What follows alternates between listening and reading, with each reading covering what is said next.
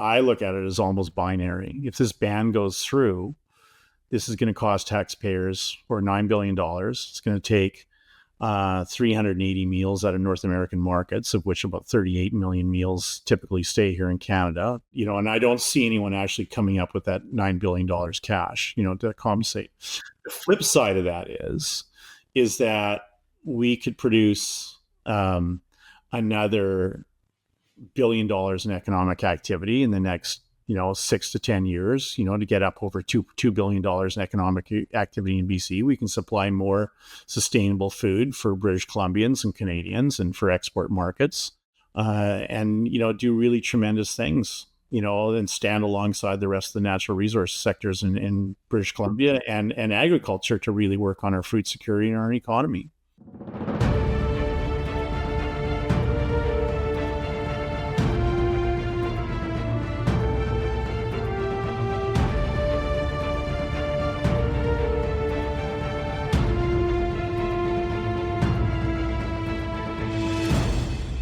So hello, everybody. My name is Ken Coates with the Macdonald-Laurier Institute. We've been actively involved in studying the natural resource economy in Canada and spent a lot of time looking at different aspects of the fishing industry on the East Coast and now the West Coast. I've joined you in this discussion today with Brian Kingzett. Brian is the Executive Director of the BC Salmon Farming Association, been heavily involved with this industry for quite some time. He's right at the cutting edge of one of the most important, to my mind, public policy debates of the last couple of years, a situation where there's a conflict between activism and science, between local economic development and the wishes of a small number of people who wish to have the industry closed down. So I'm very interested here today to talk to Brian about the industry, the nature of the political process that are underway, and to get his thoughts on how we can proceed as a country, but also as an industry. So Brian, welcome. It's great to have you with us. Thank you, Ken. I really appreciate MLI's interest in our sector and pursuing it further. Oh, it's terrific. So listen, let's give everybody a bit of an introduction to the salmon farming industry. It's not something you see in your backyard. You can't go out in Burrard Inlet and see 47 salmon pens, open water pens. You don't see them sort of in the Georgia Strait. They're often small locations and isolated locations. So give us a bit of a profile of the industry. What is the salmon farming industry like? Yeah, so salmon farming originated in Norway and was brought to British Columbia, originally small mom and pop operations in about 40 years ago. And were very small. So it's basically taking salmon from a hatchery and then growing them in floating pens in the water. And this was seen very importantly as an alternative to provide more protein for a growing world at a time when seafood, and especially our salmon on the West Coast and across the world, have really been overfished. So a way to the classic sort of agriculture taking over from wild harvest. That industry has now progressed incredibly to being a highly sophisticated industry, producing British Columbia's largest agricultural export and employing about 4,500 people now after even a reduction of 45% in the sector. So a couple of things there. First off, the sector is much larger and has been contracting. We'll talk about why that occurred perhaps in a second. But I'm really interested. I think a lot of our listeners might be wondering, what are you talking about? Salmon farming and agriculture. You're putting these two things together. How does aquaculture navigate that divide? Well, it's an interesting space because aquaculture is agriculture, full stop.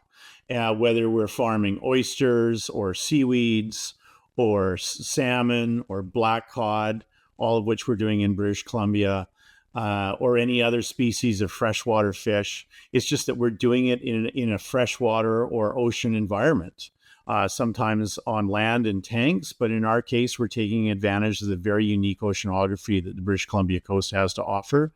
Is very suitable for farming salmon. And everything we do is in that idea where we are taking pressure off wild fisheries, and now doing full life cycle farming. It's the equivalent of going from, having our main terrestrial protein is deer and bison and moving over to cattle. Yeah, pretty simple. In one sense, a fairly simple sort of, transition. So clearly in British Columbia, a little bit across the country as a whole, there's been a fairly large pushback against the salmon farming industry for quite some time. And everybody knows that the industry, the wild salmon, are in serious difficulty. They've been having all sorts of problems, not this year or last year, but for 20 years, for sort of a long time.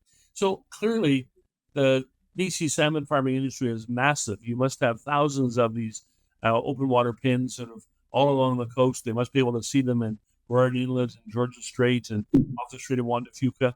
Give us a bit of a sense of how large the industry is physically. So physically, the industry is very small. So if you took all the salmon farms in British Columbia, they would occupy much less space than the Stanley Park in Vancouver. And we have 59 sites, mostly on the west coast of Vancouver Island and in northern Vancouver Island, and then a small cluster up in the central coast of British Columbia.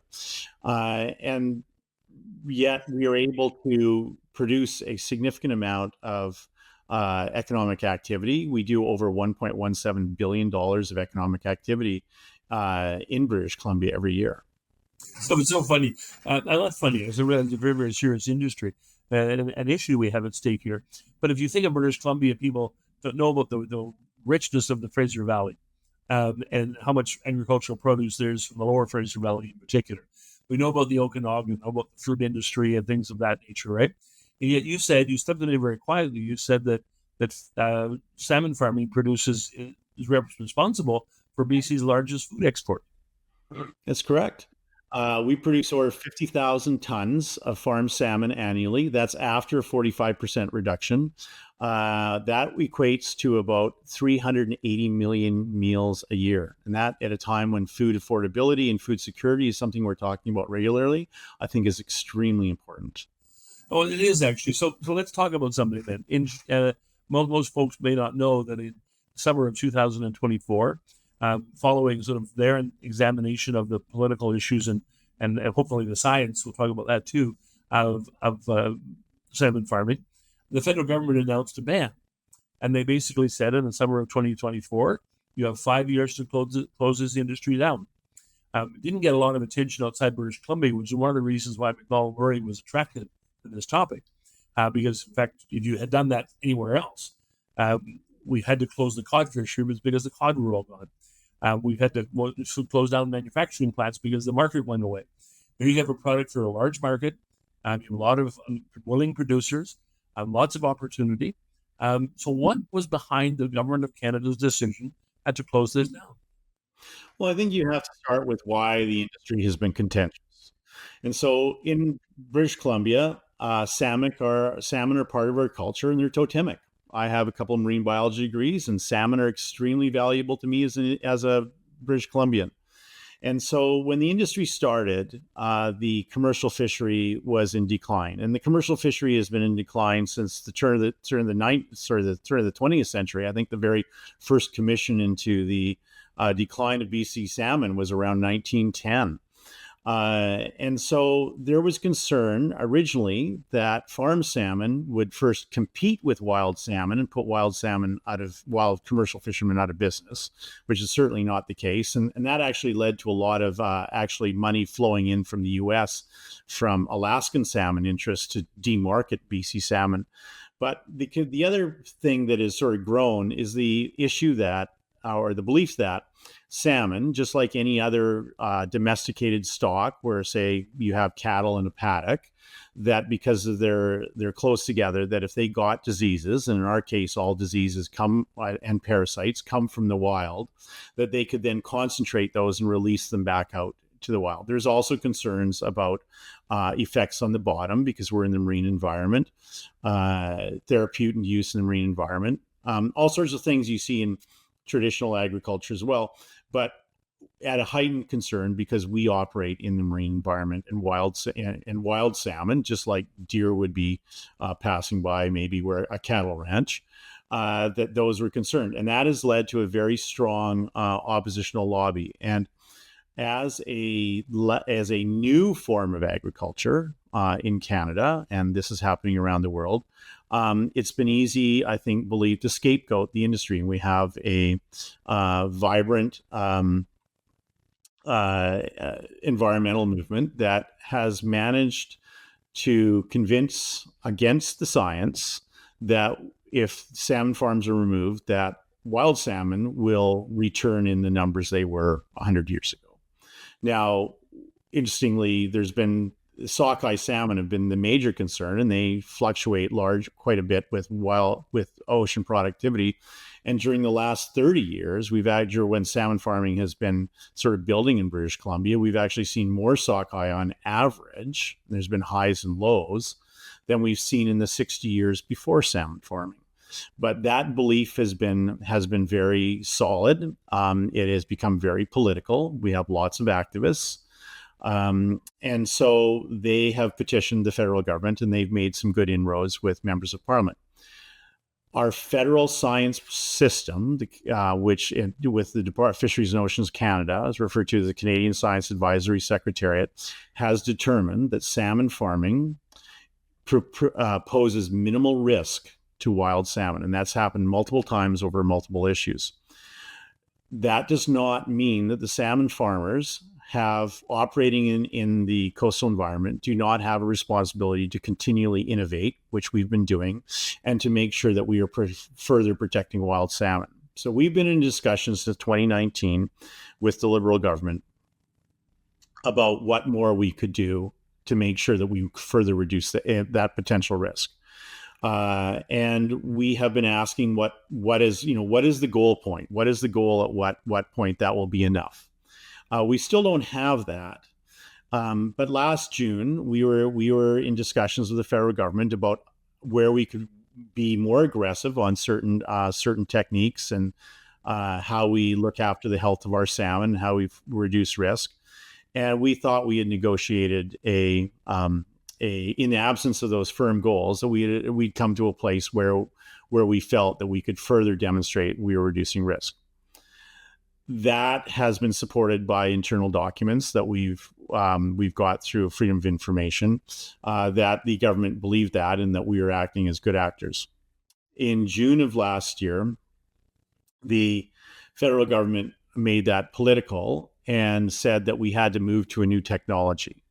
And I think in any sector, whether it's manufacturing, any natural resource sector, agriculture, farmers and industry proponents know how to innovate. We're a highly innovative industry. And so we've been saying all the way along, don't force us to a technology. Tell us what you want us to achieve, and we'll find a way to get there. And we're still very committed to that. But the federal government said we need to basically take all farms out of the water and move them onto land, or move them into what is called a closed containment system. So think of an aquarium floating in the water. That would be like a closed containment system. We're still waiting on a definition of what that means. But that sort of unilaterally saying that in British Columbia only, that we would move to a certain technology within a very short time, and we can speak more about that, because is basically almost another way of banning the industry as a whole. So it's a ban on open net pens as it was regarded, which is the marine net pens is the technology we primarily use now, and a movement on land. And the movement on land or into closed containment simply is not going to work where our farms and our communities and our jobs are. It has not been proven financially here on Vancouver Island. We do not have a power grid to support the immense amounts of power to move all that water through the pumping and disinfection systems on land. And the closed containment technologies, while it is something we are pursuing alternate types of closed containment technology, it is not something that is ready for prime time yet. So just to deal with that last question first, Brian, are there other places in the world where there are closed containment systems working profitably and successfully, producing protein for market and doing it in a way that would meet the federal government's sort of rather vague standards? So these closed containment systems are being researched around the world. We're testing one in British Columbia called a semi-closed containment system, where we take water from depth and we keep them, and we do not expose the fish to the surface water. And that requires a lot of power that we don't have on Vancouver Island, but they are being used. They're being used in sheltered areas in Norway, where they have a very good power grid.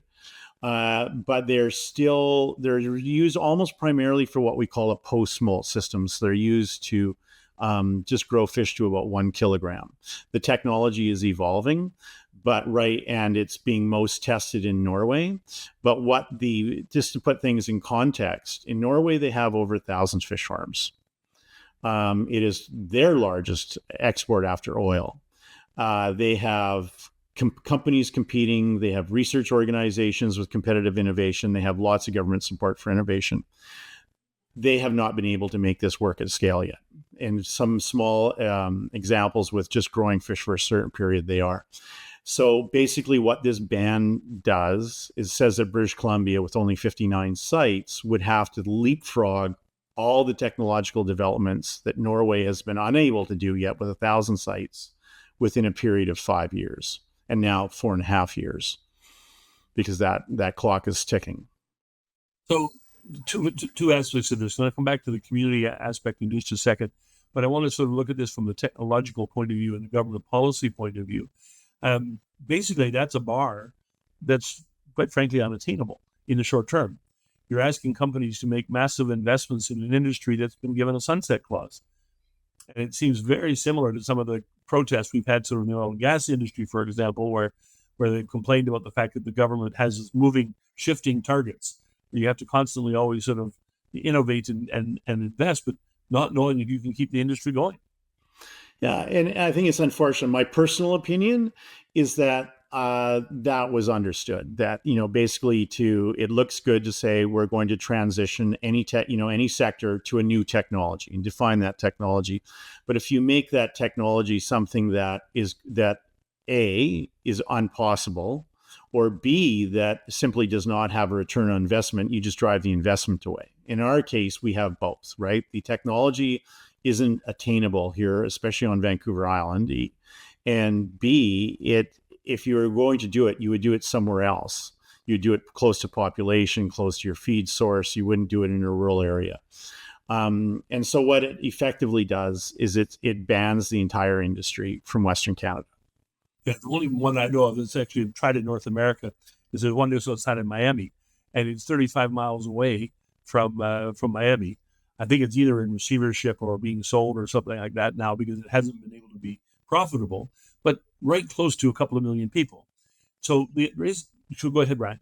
Oh no, you're exactly right. So the largest on-land farm in the world right now is one that was built in a very good regulatory environment literally they looked at the entire world where to go, right beside a major market with major infrastructure, a very good power grid, rail access to get the feed, large amounts of feed to it, built it on land, and have not been able to make that financially viable. Maybe someday they will, or maybe with another species, it's easier to grow than salmon.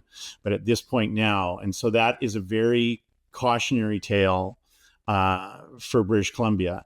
And we have another one in Eastern Canada that says as well that has been trying, that's received a significant amount of support, has not been able to be financially viable.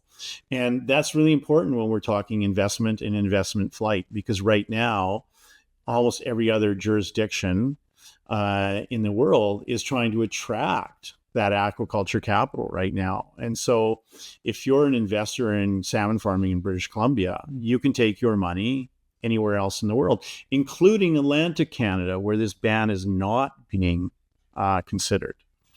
So my understanding of Atlantic Canada, there's a number of these on the north shore of the St. Lawrence, sort of in northern Quebec and sort of toward Labrador, that the communities and even the government, the provincial governments, which regulate the industry in Atlantic Canada, but not in British Columbia, that these communities have actually seen salmon farming as a salvation.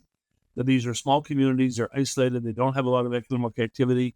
Some of the other activities, say in case of forestry or commercial fishing or wild salmon fishing on the coast of on the coast of British Columbia, looking at these salmon farms and saying these are secure jobs, good incomes, lots of other people involved. It isn't just the people on the pens.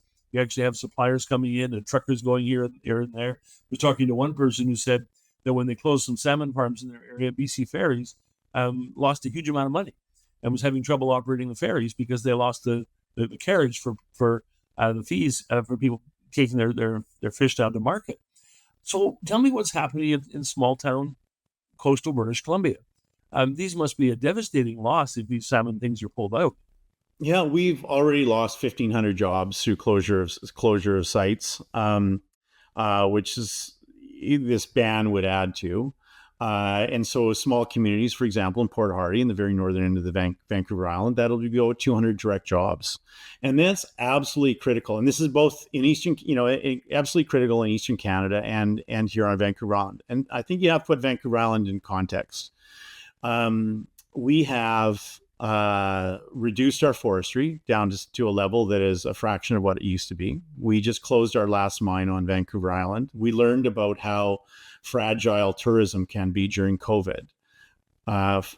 Wild fisheries are largely now by license holders in metro areas, right? So they don't have a lot of economic impact even in the areas where the fisheries are happening. And they're at a very reduced rate to where they used to be, not just salmon, across all fisheries.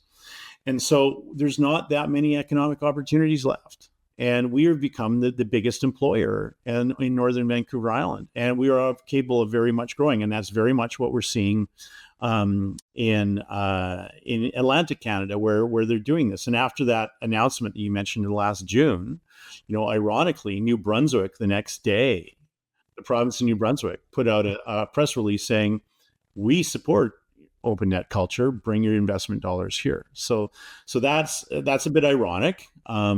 But we're having profound opportunities to produce local jobs in rural coastal communities, producing very healthy, nutritious salmon.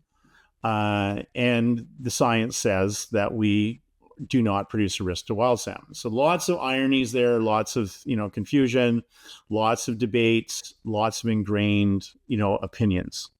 So let me go on to a couple of other topics while we have you. This is really, really extremely informative and very, very helpful. That one of the interesting pieces here is that salmon farming has faced systematic attack from First Nations and systematic support from First Nations. There is no single First Nation approach to this particular issue.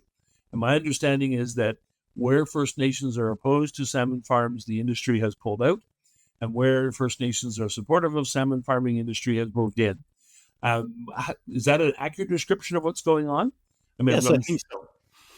So, you have to look at the history. So I think like a lot of natural resource sectors that were developing in Canada got off on the wrong foot with First Nations, right? So salmon farms came into territories in the 1990s.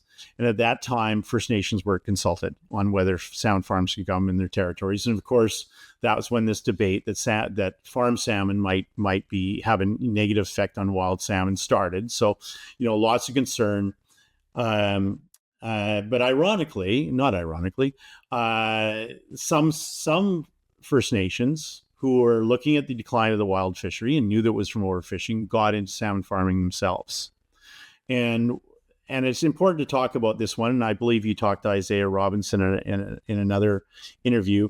The Kitasoo Hey Nation on the Central Coast, who started salmon farming themselves, realized that their pockets weren't deep enough to do it, started a on-the-ground discussion with another commercial company and started subleasing their sites. That nation has now been farming salmon with what is now Mowi Canada West for almost 30 years. Later on, as we started to recognize the rights of First Nations on unceded territories, the provincial government said that we had to get consent of First Nations to move on. So we had already had one good working model that started on the ground, and then we, First Nations, had to get, companies needed to get consent for new farms and on renewals. So that started a dialogue between First Nations and the operating companies. Then in British Columbia, the government recognized DRIPA, the Declaration on the Rights of Indigenous Persons Act, and which is sort of follows on the United Nations Declaration on the Rights of Indigenous People. So in that environment, salmon farmers embraced that. we have a significant amount of our labor force comes from First Nations because of the location they are. We've had profound effects as a result of that on some First Nation communities. First Nations, so a number of First Nations decided that they no longer wanted salmon farms in their communities, and so if you're going to recognize DRIPA and UNDRIP, we removed those salmon farms from, after negotiation and some science, removed those salmon farms. So we left 17 farms in the Broughton Archipelago as a result of that. In other areas, relationships have been built and consent has been granted and agreements have been reached. And we now farm under agreement with those nations. And that has had profound effects. I believe you talked to Hashikamis-Niahauset, where they're, the jobs, the secondary supply opinions, secondary supply opportunities are having tremendous effects on those communities. And we now have, believe there's about 17 nations that have agreements with salmon farms, and they're at very different levels of maturity. Some are simple consent, others the nations are highly involved, but they all typically involve two things, or actually several things, but mainly is that the First Nations have oversight of biological operations on there. So they, in some cases, that is guardians or professional biologists paid for as part of the agreement, but reporting only to the nation. And each one is separate, but is basically providing a level of oversight of the operations. And so giving the communities confidence that the farms are operating in a responsible manner. There's usually supply side opportunities that come out of that, employment that comes out of that. And then the other piece that most people don't know is because we essentially have, 4,500 salmon experts in the sector, is that you often, those agreements also require, or as a request, that the First Nations actually contribute to wild salmon enhancement in their territories. And I would argue that on the ground in many of these communities, that the salmon farming sector is working very aggressively to help those communities with what they want to do with restoring salmon runs. So just so everybody understands here, this is coming from comments from Isaiah Robertson from Pen 2, because First Nation, they have 97% employment in their community. And they look at this and they are worried very much that if that industry disappears, that the jobs that are keeping young people in the communities, the income that's actually allowing them to expand in other areas, they're doing really interesting things in environmental tourism and adventure tourism, that those will evaporate very quickly without that base. So it's kind of an interesting thing. This is not communities that are saying we're going to do this and everything else goes by the wayside. These are communities that are very active on cultural and ecological preservation as well. So, Brian, let me just end with two really quick questions. I've used up a lot of your time. So the first one is very simple. I spoke to a very eminent scientist who works at the University of Prince Edward Island, specializes in fish farming, and sort of asked him point blank, he said, you're not in the industry, you're not paid by the industry, you work in the industry. He told me two things that really surprised me. Number one, he said that scientifically, the industry relies on West Coast information, which is freely available, that the data from your sector is freely available to scientists all around the world, so they can actually study fish farming and learn better about it. That was kind of intriguing. Second point, when I asked him point blank, saying, okay, you're a scientist, you're nonpartisan, you're not employed by the industry, you're not employed by government, does salmon farming have an impact on the wild salmon?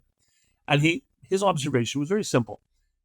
Any human activity in any particular area will have some impact. You know that. There's always going to be something. He said, but they are not represent a threat to the wild salmon sector. So is that typical of nonpartisan scientists? Is he the only one saying that kind of thing? He is absolutely not the only one saying that. There's some tremendous things happening in the North Pacific. There's more salmon in the North Pacific Ocean right now than there has been in over a century. It's a fact. Climate change is pushing them north. We're now seeing salmon spawning in the high Arctic.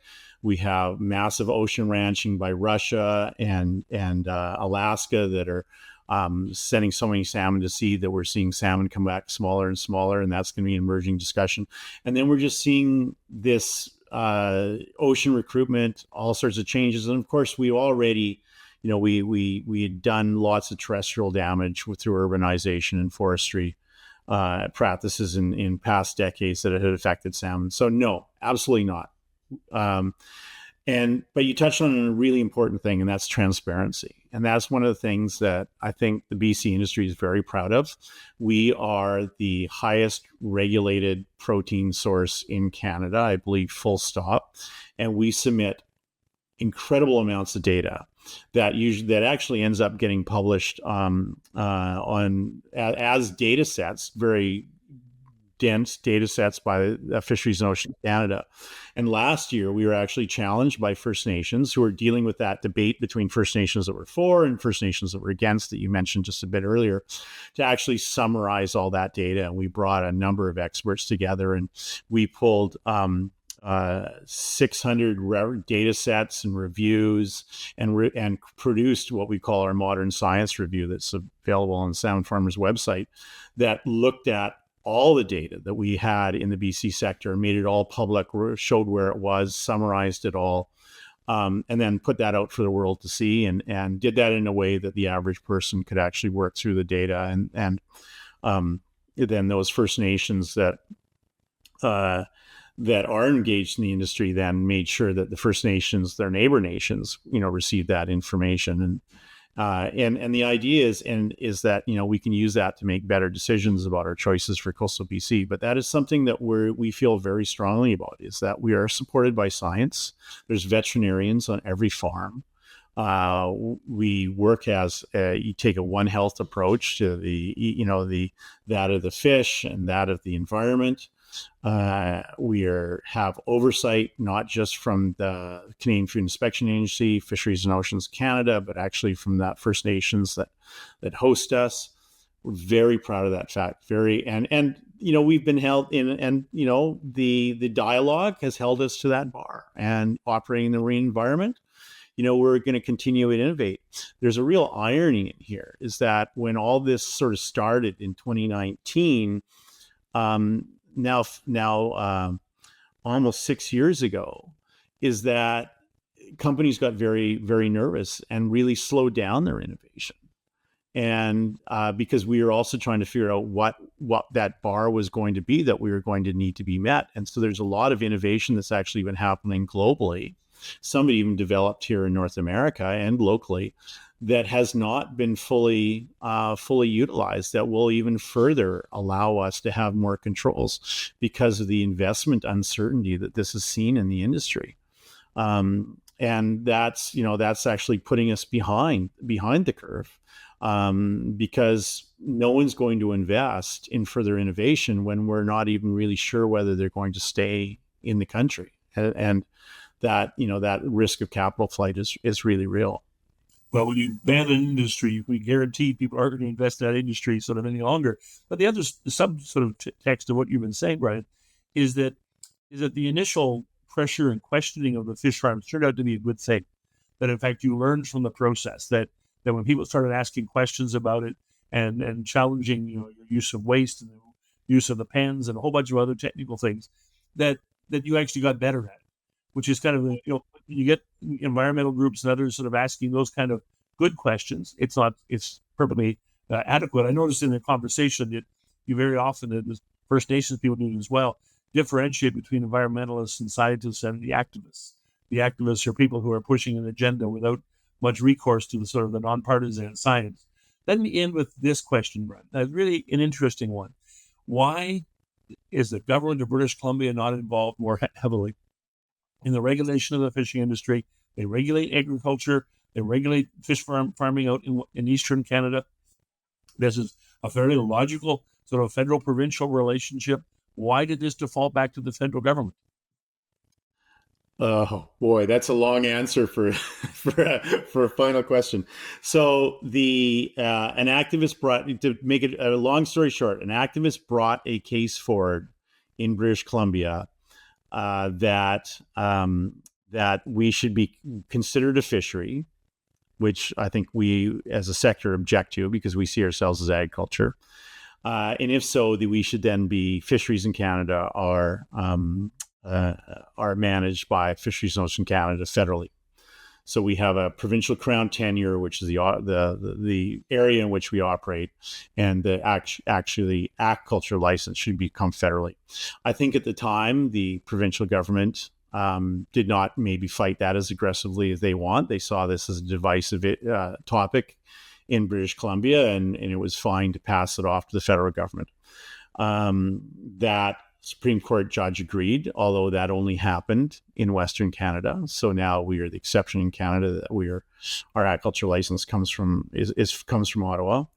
The provincial government has a very strong role in that, and they have perhaps not as fought for the sector and the jobs as we would have liked. We of course believe that we have a very strong economic potential here in British Columbia, even with where we are now, and given the fact that we have a very looming operational deficit in BC. All the natural resource sectors have something to contribute to getting us sort of our fiscal house back in order. But and so we'll continue to work with the provincial government, no matter what government that is, to ask them for their support in this issue.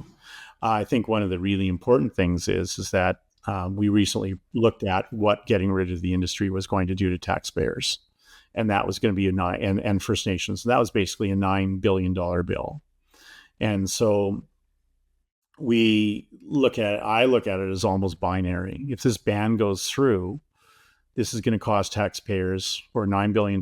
It's going to take 380 meals out of North American markets, of which about 38 million meals typically stay here in Canada. But if we are banned, and if we're banned, the provincial government is going to end up picking up all the pieces: the job loss, the social health that'll in the First Nation communities that are now dependent on this sector, the small coastal communities like Port Alice and Port Hardy and Port McNeill, Gold River, and Campbell River, where we put over $340 million a year into that economy. That's all going to fall to the province. And and I don't see anyone actually coming up with that $9 billion cash, to compensate. The flip side of that is that we could produce another $1 billion in economic activity in the next 6 to 10 years, to get up over $2 billion in economic activity in BC. We can supply more sustainable food for British Columbians and Canadians and for export markets. We can support the 1,400 supplier companies that are working in the industry now, and do really tremendous things, and stand alongside the rest of the natural resource sectors in British Columbia and agriculture to really work on our food security and our economy. But what a wonderful, somewhat somber sort of summary, Brian, where we sort of sit. This whole debate has sort of occurred in the background. Most people, except for the activists, who are very high profile, didn't think very much about it. I'm hoping that this conversation we had today was the first of several we're going to have. The Macdonald-Laurier Institute. We talked to community leaders and talked to the First Nations folks and some other industry people about what's actually going on in the sector. We hope we can bring a lot of attention to this conversation so that we end up with good public policy, which is the goal and the aspiration for the BC salmon farmers, for the salmon farming industry generally, but also for the Macdonald-Laurier Institute. So, Brian Kingzett, thank you very, very much for being with us today. This was an excellent conversation. Thank you very much, Ken, for taking the time to learn about our sector and giving us the opportunity to talk about it. Really appreciate it.